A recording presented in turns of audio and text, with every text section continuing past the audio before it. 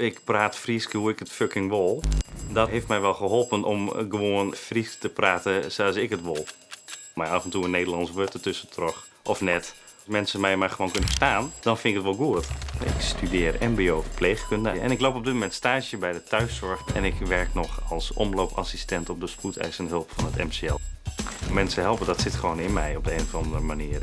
Dat moet ik doen. En ik merk dat het ontzettend handig is om ook Fries te kunnen spreken tegen iemand, als diegene zelf ook Friestalig is. En daarom heb ik voor dat keuzedeel gekozen. Knibbelholte. De steunkous met net de 4 in de knibbelholte. Jermtakken, skonken. Ik merk als iemand zich al niet lekker voelt, dat iemand dan het liefst spreekt in de taal waarin hij is opgegroeid.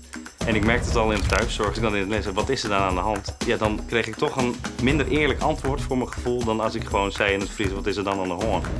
En het is een mooie toevoeging in je instrumenten die je hebt. Want jij als mens bent je instrument. En door Fries te spreken hier in Friesland, denk ik dat je een betere verpleegkundige kan zijn.